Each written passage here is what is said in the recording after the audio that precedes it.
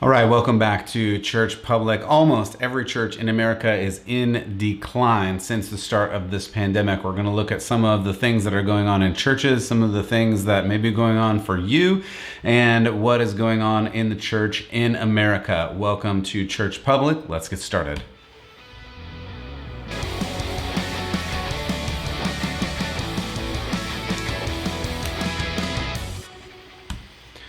All right, so almost every church in America is smaller than when this pandemic started. We're going to look at a little bit of what is going on in the church today. But before we get to that, thank you for joining into Church Public. If you haven't already, check out churchpublic.com. You can also subscribe on iTunes, Spotify, Google, YouTube. I have been told that at YouTube you have to do Church Public one word to find these videos. Again, I'm looking into why that is, but we'll get to that later. I do appreciate you subscribing, rating, send me any comments that you have, and I will look at them. And I appreciate all of your support. Thanks for being with us today. So today we are talking about church. Some of this is insider church things because I've been in a church for a long time, but some of it is just regular people things too, because if you've attended a church, you know what's going on, and you have been part of this last year. In this last year, a lot has happened, and a lot has happened within the church in terms of who's attending and who's not attending anymore. Almost every church is smaller than it was before the pandemic. I was reading about some of this, and just in general, in the study of building habits. Most habits take about 2, even up to 4 or 6 months to develop. That's just a regular habit. And we've had almost a year in some places. Some places have been shut down for a year and you haven't been able to attend church. And so now we have this habit of not necessarily attending church.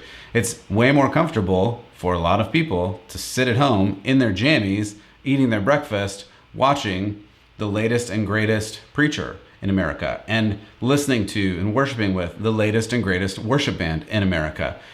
That's just the reality of this new internet, this new online, this new Zoom, this new on-demand generation. And I mean, it really is. A new generation has been born. This is not even talking about age or what age you're in or what phase of life you're in. The reality is we have all been changed by this latest thing that's occurred to the world, really, but America especially. That's what I'm talking about today, and that it's a lot easier for a lot of people to sit at home and participate in church rather than going to a physical church. That's just been true around the country, and the numbers bear that out. So different churches are coming across what does engagement mean in a different way, and that's been something that's been occurring even before all of this began, because engagement has been changing and numbers have been changing. We're going to look at some of the numbers from some of these research groups in a minute, but before we get to that, I think it's interesting, sad, different, whatever word you want to put on it, that the habit of going to church and attending in person has been changed forever. It may never come back in the same way again. And that's combined as well with this fear and this uncertainty that is permeating the entire culture.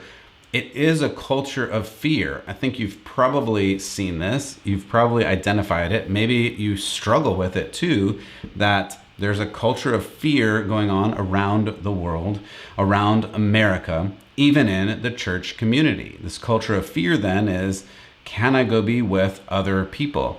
This fear of the virus I've seen mutate. That's a funny pun. Sorry about that. From people that you knew and loved, or even just acquaintances, or even people you walk by on the street.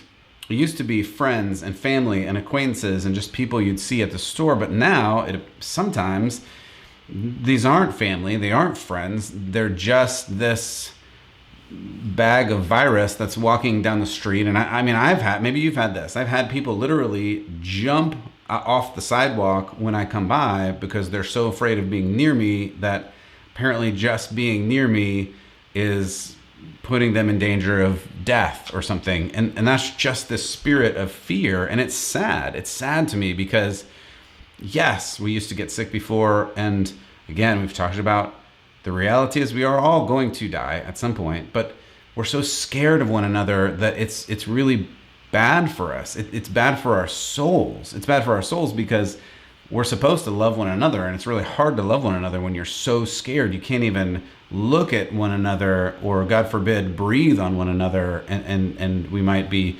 nearing death. And that's just sad to me. But that is a factor in what's going on in the churches, because a lot of people are still not comfortable going back to church, right? It's just a reality. Then there's the economy.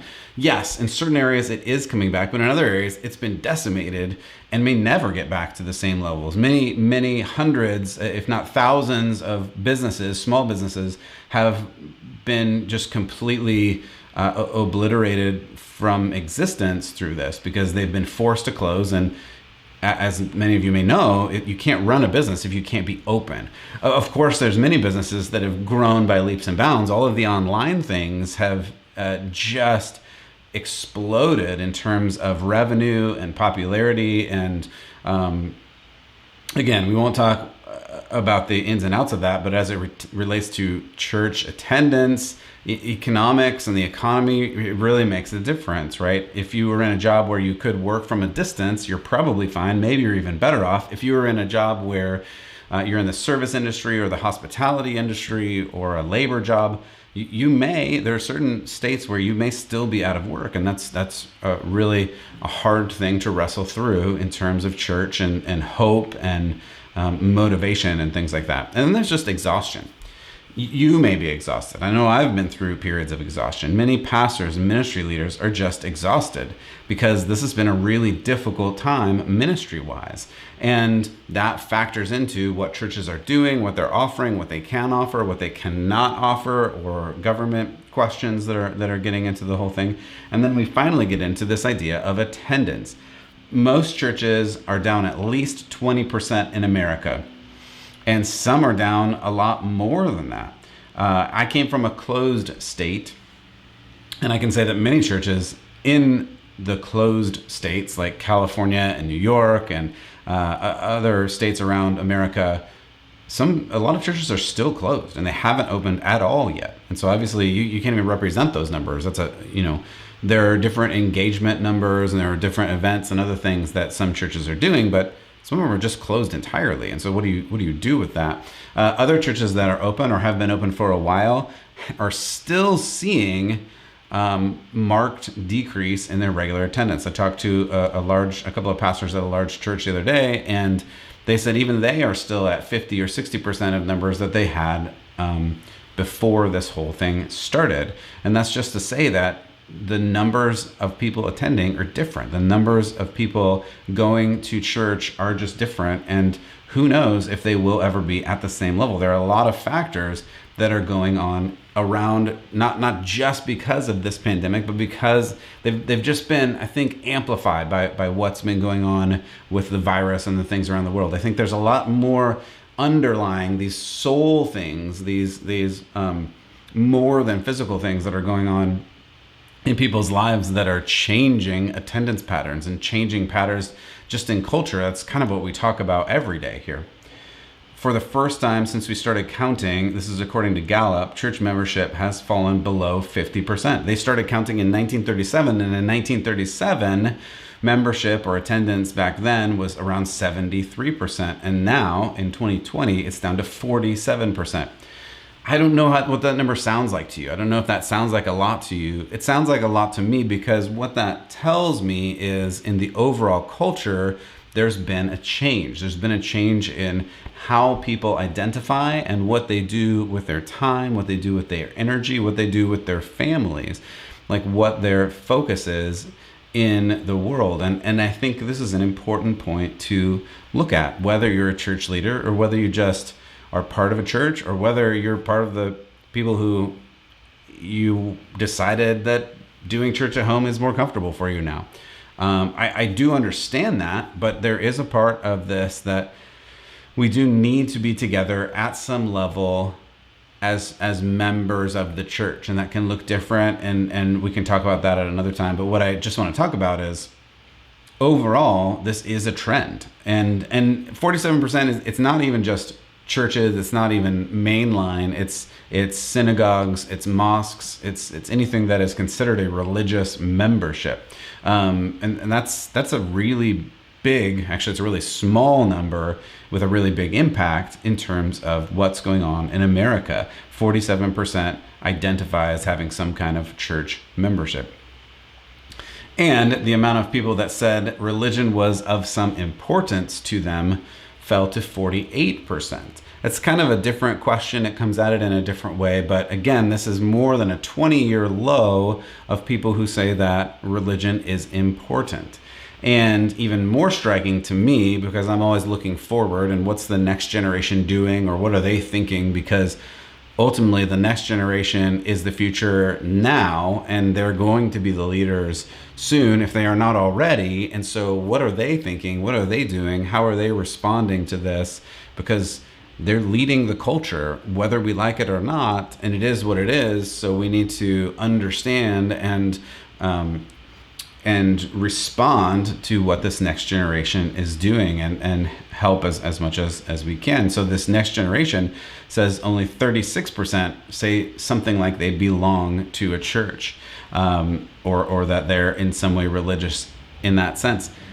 36% is a very low number, and there's a lot going on behind that. But again, what is happening, we just need to understand, and we need to know that things may never go back to the way that they were in terms of church being a cultural phenomenon. In the way that in America, you used to want to go to church. It used to be culturally significant if you went to church. And now it's kind of the opposite. Things are different. And so we have to understand that people may not want to go to church anymore. There's a book called Strange Rites, New Religions for a Godless World by Tara Isabella Burton. She gives some ideas about this younger generation. Some you may appreciate already. You may have come to the conclusion already.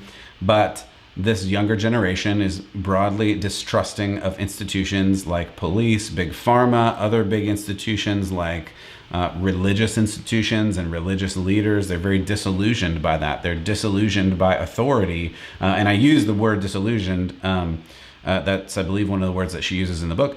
And it's because they don't trust that these institutions have their best interest in mind.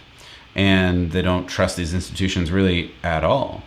So what people are doing instead, as this author points out, and I've seen both anecdotally with people that I've talked to and seen and had relationships with, and just reading through a lot of different literature, people are just mixing and matching whatever they feel like putting together in their own religion. You may have heard the term spiritual, but not religious. It's just this idea that many people know that we're not just skin and bones, flesh and bones, and here for a few years. We are spiritual, but they don't exactly know what that means. And so they like this part of a certain religion, and they like this part of a certain religion. So they take those and kind of match them together. And they say, I do like praying and I do like meditating, but I don't really like the doctrine of salvation. And I definitely don't want you to tell me that there's something wrong with me and I've made mistakes and I've sinned, so I don't believe in that. And I don't believe that Jesus needed to pay the way for my sins, but I like Jesus as a teacher, so he was a good guy.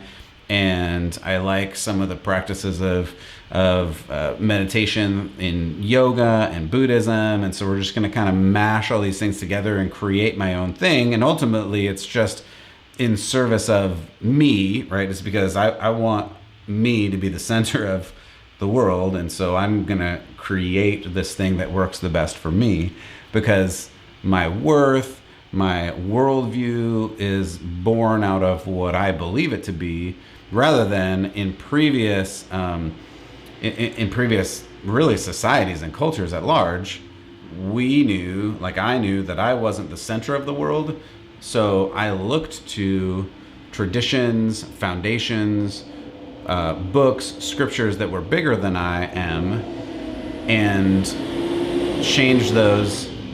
Sorry, there's like crazy construction happening here.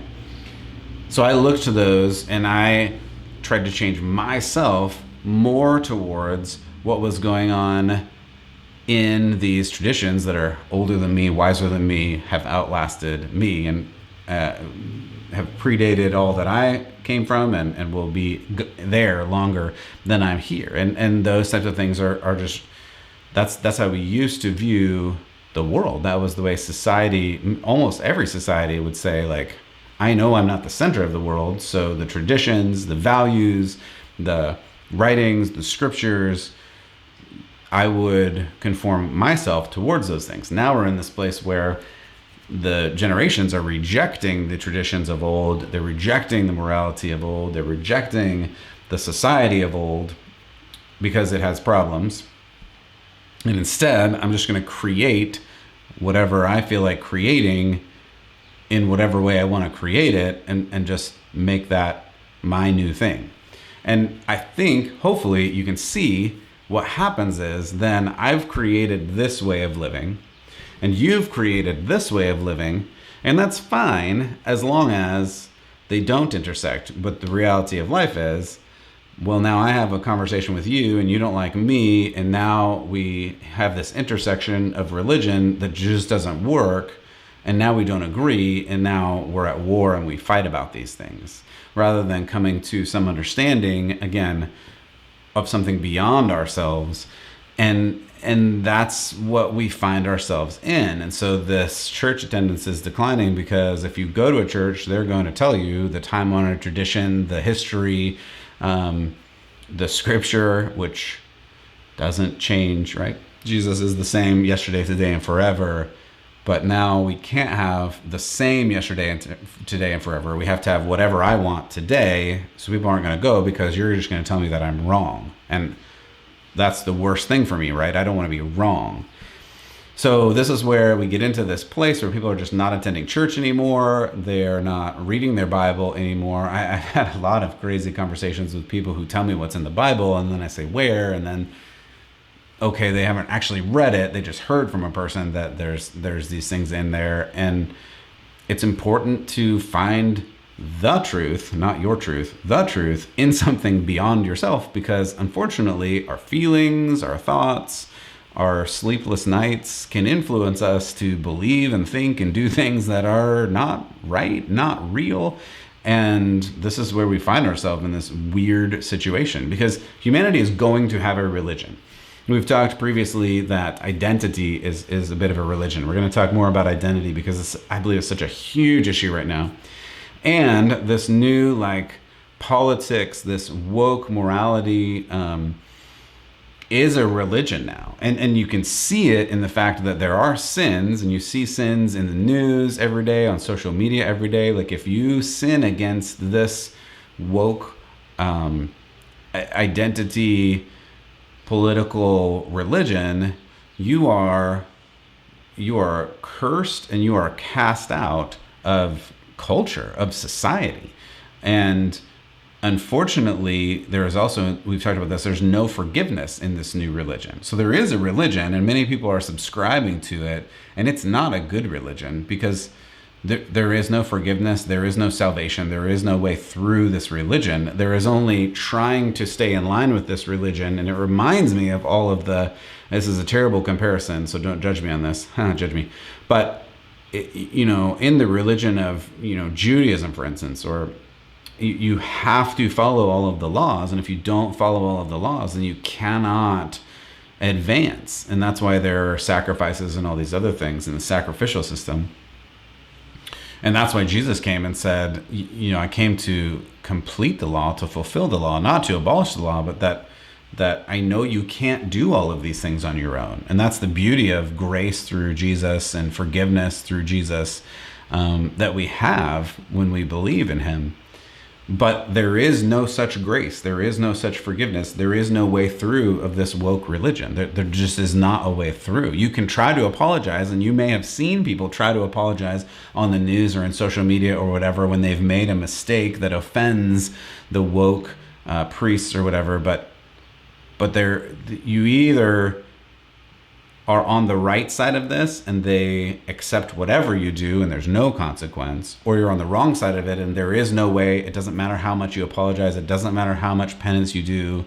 You are cast out into the darkness with weeping and gnashing of teeth, to use a different metaphor, right? And unfortunately, those are the two kinds of things. So you create your own religion that you try to match up with this woke religion, or you follow the religion of old, whether it's Islam or Judaism or Christianity. And at some point, those are going to run into, all of them are going to run into, like, they don't agree with a lot of the facets of this current culture. And we're seeing that become this problem. And so people, it totally makes complete sense to me that people are not coming. And then there's another piece too, that is just that people don't want to go because they're more comfortable not going. And we're at this point where I think the people that are left tend to be, super generalization, I understand that, but the people that are left in the churches are the people that tend to be the most interested, the most plugged in, the most core faithful people, because this culture doesn't want you to be Christian anymore. There was a time decades ago when it was good to be Christian and you got points in culture for being Christian. I'm not sure that's a better thing, but it just was a thing. Now you get negative points if you are a believer, if you go to church, if you do all these things. So you really have to want to go. There's no cultural gold star for going to church. So if you want to go to church, you really have to believe in the things that are at the church. You really have to believe in the Bible. You really have to believe in the Word of God. You really have to believe in Jesus and the resurrection to want to go to church. And so on the one hand, it's sad and depressing that less people are going to church. On the other hand, I do think, again, this is a generalization and a little bit of a jump because I've only talked to some people and I've read as much as I can, but I think the people that are still going and the people that are coming now are coming because they really are interested and they really want to be there and they really want to be part of it. And I think that's actually a good thing for the believers. I think it's a good thing for the community because we really want to go and we really want to be part of this way of Jesus. And that can be a really positive thing, even though the numbers are less. And I know a lot of pastors who get a little bit hung up on the numbers. And I understand that because it's much more exciting to have a lot of people. Sure, yes. But let's not forget that the people that are really interested may have more depth than we give them credit for. So if you are a leader, I hope that you invest in those that are there. I hope that you pour into them, empower them to lead and to do things, disciple them, show them how to take the next steps in their faith, because I think they're the people that really want to be there and they're the people that really want to get involved. And if you are the person that you're saying, hey, how do I grow and how do I do this? Like, don't give up, as the scripture says, don't give up meeting together. Like, go back in and figure out how to deal with your fear and figure out how to live in a place where, as Paul said, to live is Christ and to die is gain. That used to be really the core foundation of believers. As Paul said, I think he wrote that from prison. I didn't check that ahead of time, but because some of the letters he's in prison, some of the letters he's not in prison, it doesn't really matter. But the motivation is the same, that he knew and we used to know that every day we have on this earth is a blessing because we get to live for Jesus, we get to love Jesus, and we get to tell people about Jesus. But every day that we get to go and be with Jesus is better. And we used to live like that. When we die, it's better. But we're still blessed here because we get to work and do the things, like Paul says, that God created in advance for us to do. That's all of us. That's not just pastors. That's not just leaders. All of us have been created with works for us to do in advance by God based on your gifts and your skills and your abilities. And I think you should do that. I'm trying to do that. I think we all should live to that end. And we may have a great opportunity as the church, the Big C church, right, that we're able to pour into people who are really interested in being part of the church, being part of the kingdom of God, being part of that body of believers that goes out into the world and makes disciples, as Jesus said, of all nations. And I hope that we can do that. I hope that you can pour into those that are in your life, in the church. I hope that you can become part of a community of believers that can band together and be strong and courageous in the midst of this crazy and wacky culture that is more and more going to be turning against you. So God bless you, and continue to keep the faith.